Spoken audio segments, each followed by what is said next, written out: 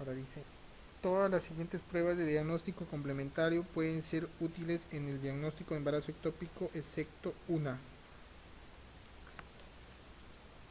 Ya, entonces, el test bioquímico de gestación es fundamental, como lo vimos, ¿no? Porque tenemos que conocer la zona discriminatoria de la beta-HCG, que ya lo dijimos. La punción del fondo de saco de Douglas, que es la culdocentesis, es un procedimiento que, bueno, se hacía hasta hace algunos años. Sin embargo, ahora se hace con menor frecuencia, pero ocasionalmente se realiza. Es un procedimiento en el cual se va a punzar el fondo de saco posterior en una paciente con sospecha de hemoperitoneo, con la intención de extraer el contenido. Si sale sangre que no coagula, hacemos la confirmación de un hemoperitoneo. Si sale sangre que sí coagula, probablemente se haya pinchado un vaso, ¿no? Si sale pus, probablemente sea correspondiente a una enfermedad pélvica inflamatoria, ¿no?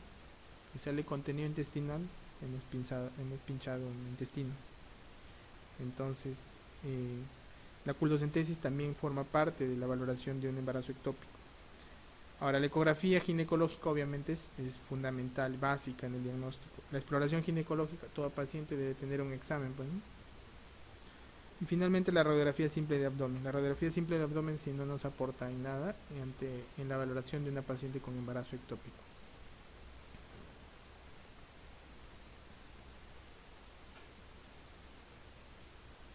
Entonces, la respuesta en este caso es la C.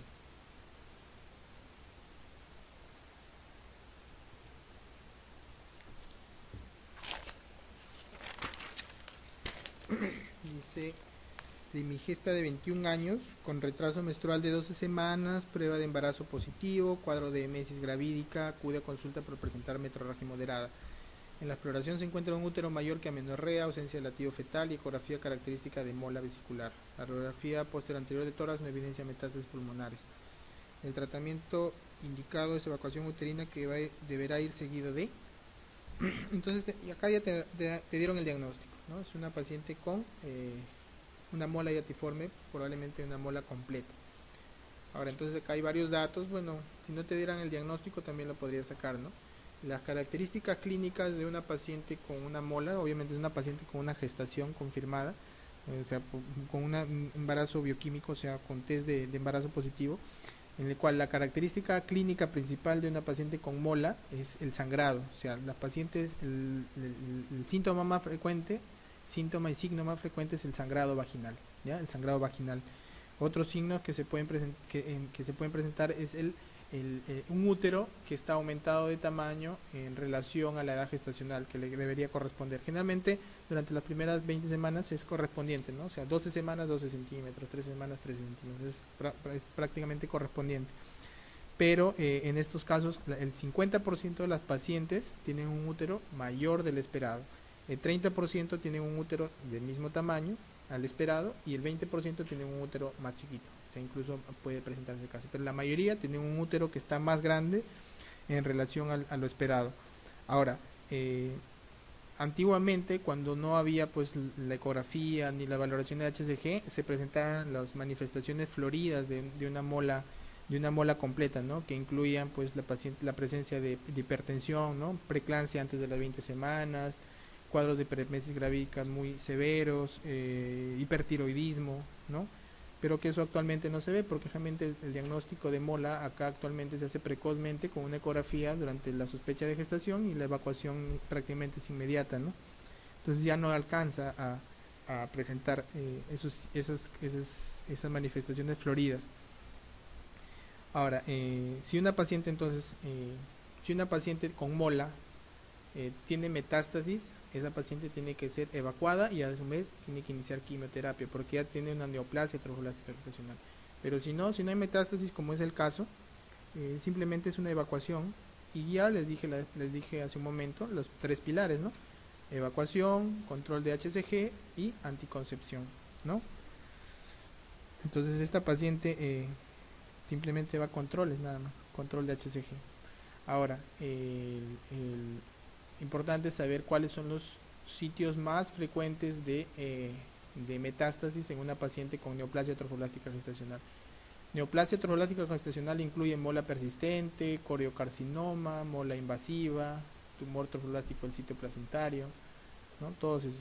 Entonces el sitio más frecuente de metástasis son los pulmones, ¿no? 80% de la metástasis son pulmones. Luego sigue la vagina,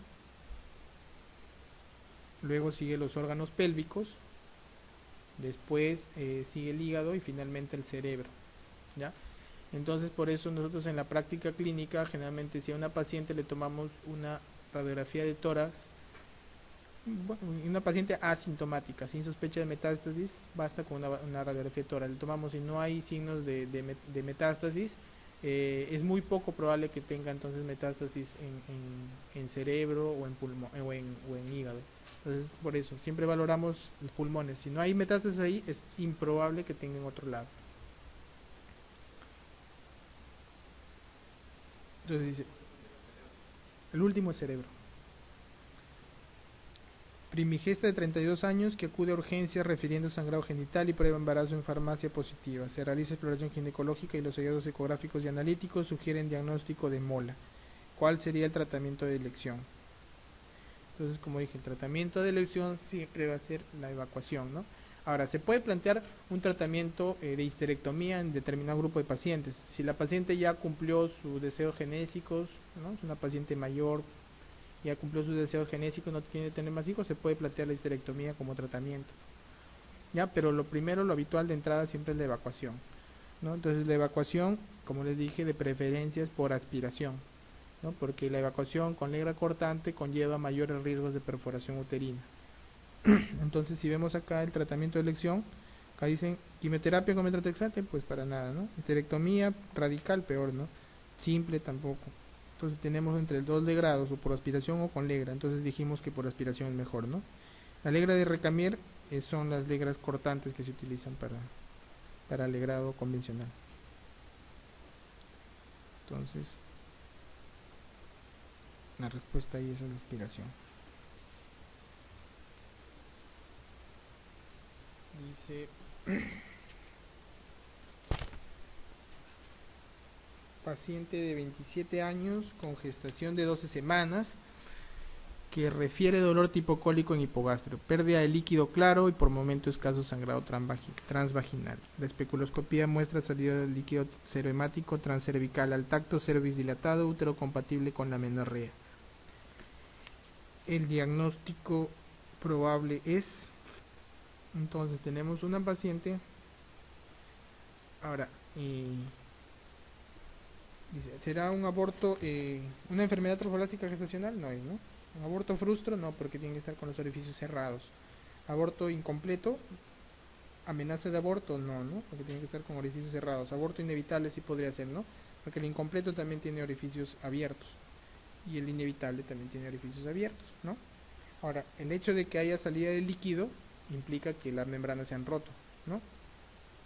Implica que las membranas se han roto. Entonces, ahora, entonces, ¿cómo podrías diferenciar quizás en este caso? Esta pregunta es un poco ambigua porque también el incompleto también te puede dar sangrado y todo eso. Sin embargo, acá dicen que el útero es compatible con la edad gestacional. Generalmente ante un aborto incompleto el útero va a disminuir un poco el tamaño, ¿no? Entonces quizás es la forma de diferenciarlo acá. Entonces tienes una paciente con dilatación cervical y con membranas rotas que la estás infiriendo porque esta paciente está perdiendo líquido. Y si pierde líquido es probablemente porque las membranas están rotas. Entonces es aborto inevitable. Que les mencionaba ayer al grupo que estaba ayer, no existe RPM antes de las 20 semanas, ¿ya? O sea, si una paciente pierde líquido antes de las 20 semanas, no es RPM, es aborto inevitable, ¿no? Porque el RPM es a partir de las 20 semanas, ¿no? A partir de las 20 semanas.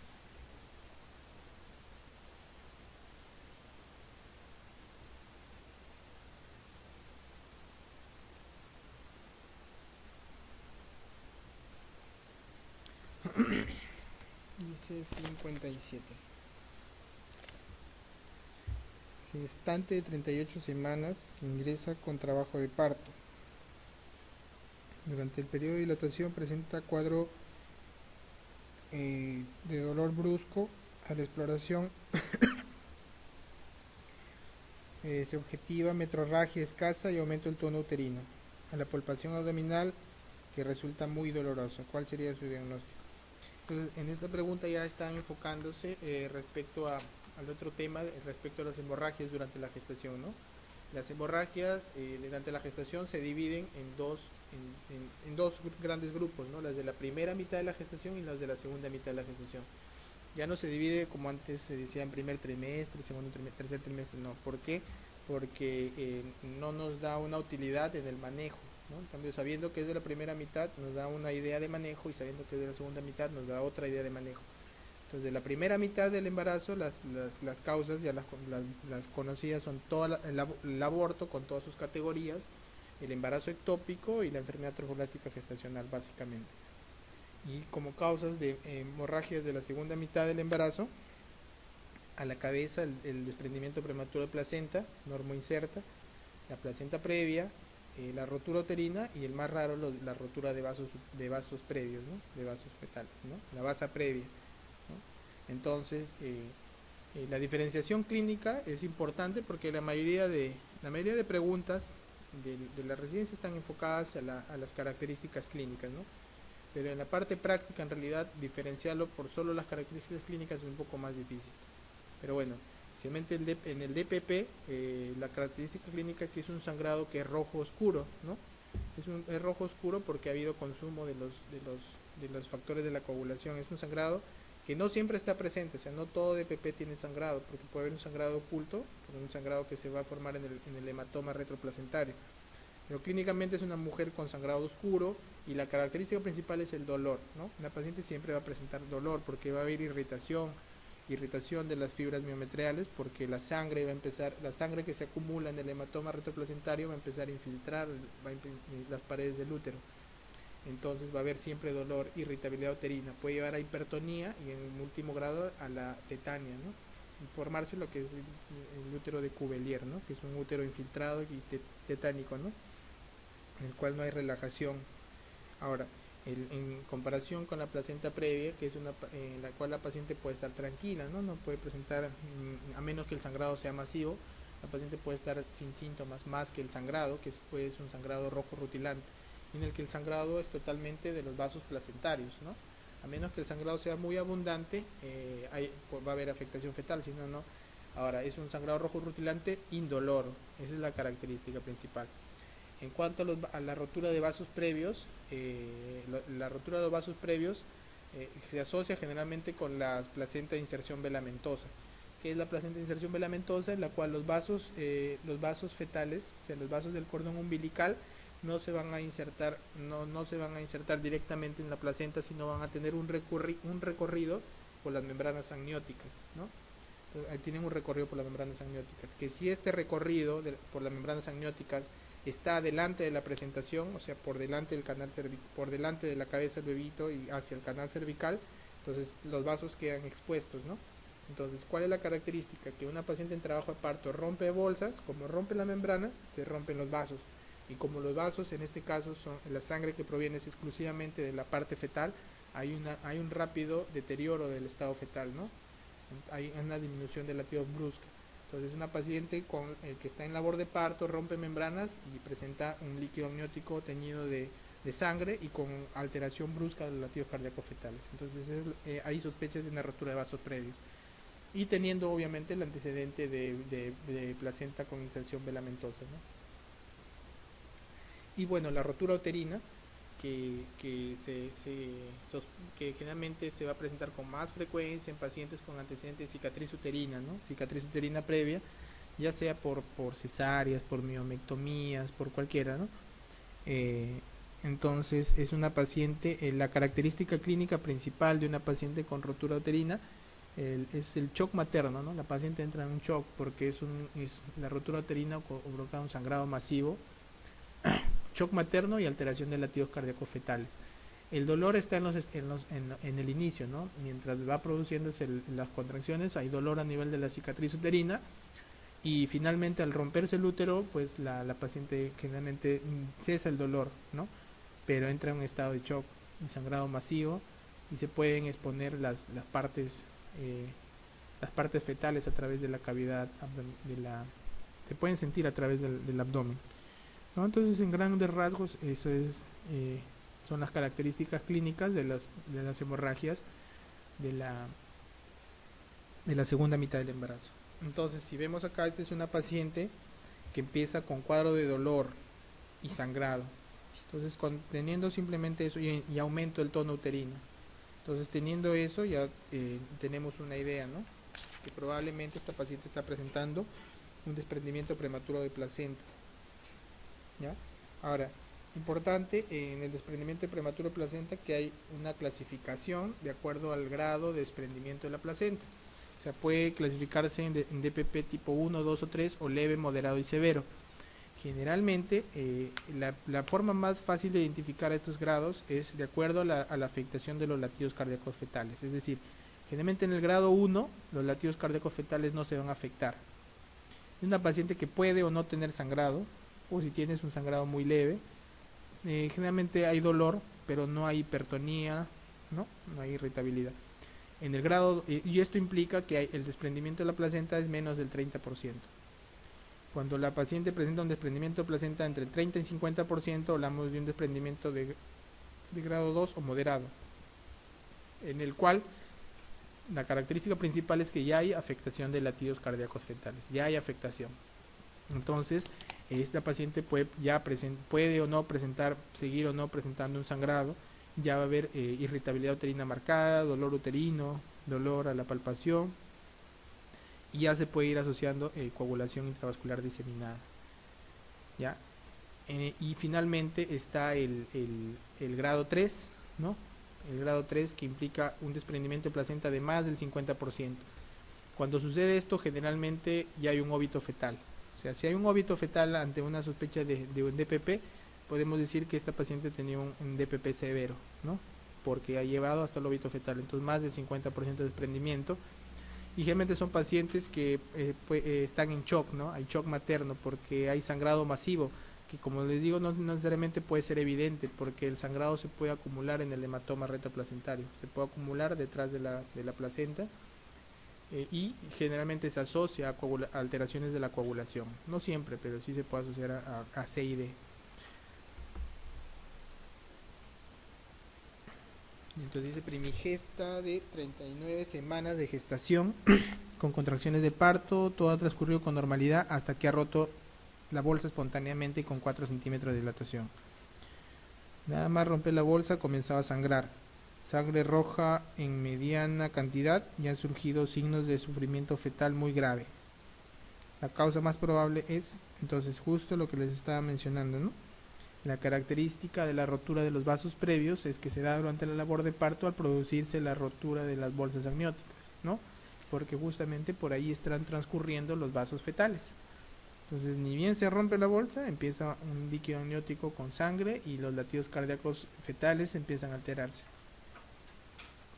¿no? Entonces, esta es la respuesta, ¿no? Rotura de vasos previos.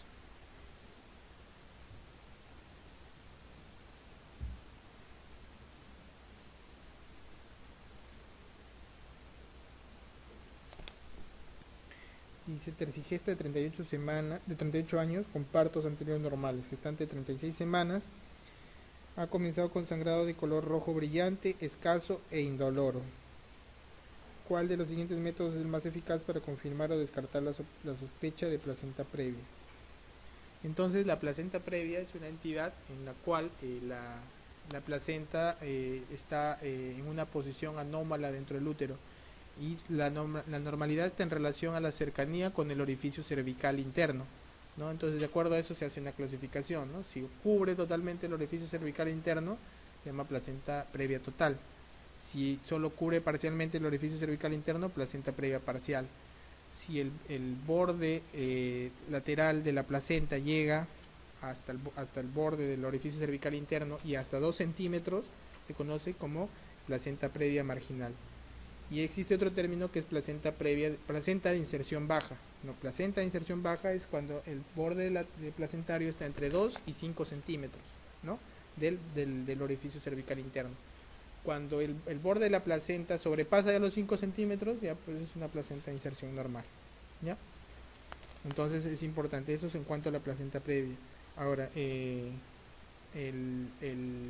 diagnóstico, ¿Cuándo hay más probabilidad de una placenta previa? Generalmente en las pacientes multíparas. ¿Por qué? Porque existe un fenómeno de migración placentaria, que quiere decir que la placenta normalmente no se vuelve a insertar en un sitio donde ya estaba insertada dentro del útero. Quiere decir que cuando en la primera gestación lo normal es que la placenta se inserte en el fondo uterino, ¿no? Entonces a medida que van pasando los embarazos, hay menos sitios nuevos donde implantarse para la placenta. Entonces va bajando la placenta en su implantación hasta que se puede implantar en la zona inferior de la cavidad uterina. Entonces eso explica por qué las multíparas tienen mayor riesgo de formar una placenta previa. Ahora, para el diagnóstico de placenta previa, obviamente la sospecha es clínica por las características que les había mencionado, pero el diagnóstico se hace con ecografía. Inicialmente se puede hacer con ecografía abdominal, ¿no? Pero si es que no se logra con una ecografía abdominal, tiene que hacerse con una ecografía transvaginal. Comparativamente, la sensibilidad y especificidad de una ecografía transvaginal es mejor que una abdominal, ¿no? Entonces, si queremos diagnosticar con seguridad placenta previa, ecografía transvaginal, ¿no? Ahora, la sospecha de placenta previa se puede hacer a partir de las 28 semanas. Antes de las 28 semanas no se puede hacer diagnóstico de placenta previa. ¿Por qué? Porque generalmente por la migración placentaria la placenta puede ir desplazándose. Entonces, al llegar a término, ya la placenta puede estar normoinserta.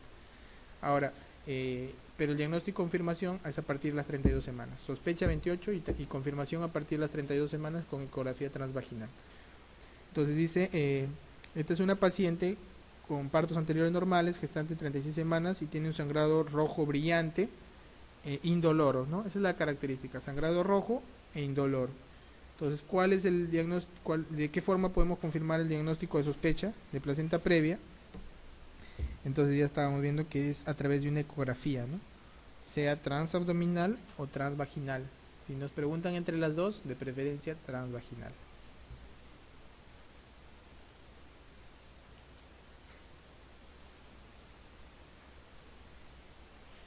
Dice, señale en cuál de las siguientes situaciones en una gestante debe realizarse estudio de la coagulación.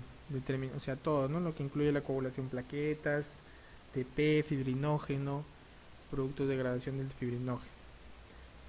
Entonces, durante la gestación existen contadas entidades que pueden provocar CID, ¿no? Entonces, a la cabeza está el DPP, ¿ya? A la cabeza está el DPP como causa de CID durante la gestación. ¿Qué más puede provocar CID? Lo mencioné en preguntas anteriores, ¿no? El aborto frustro también puede provocar CID. ¿Qué más puede provocar CID? La preeclampsia severa, ¿no? También puede provocar CID. El hígado graso del embarazo también puede provocar CID.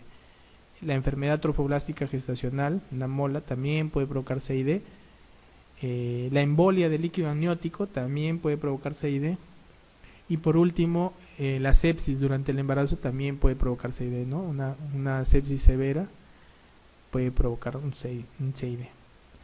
Entonces son contadas, como vemos, las situaciones durante el embarazo que pueden relacionarse con CID. Pero como les dije, a la cabeza siempre está el DPP, ¿ya?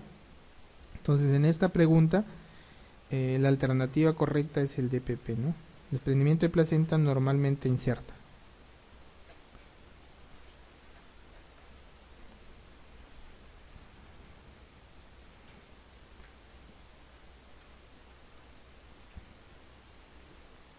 Entonces se repite acá la pregunta. Entonces nos dice en cuál de las siguientes es la causa más frecuente de coagulación intravascular diseminada durante el embarazo. Dice diabetes gestacional, placenta previa, hipertensión arterial crónica asociada al embarazo, DPP y aborto incompleto. Entonces, como ya lo mencionamos, es el DPP, ¿no? Es la causa más común de CID durante el embarazo. DPP.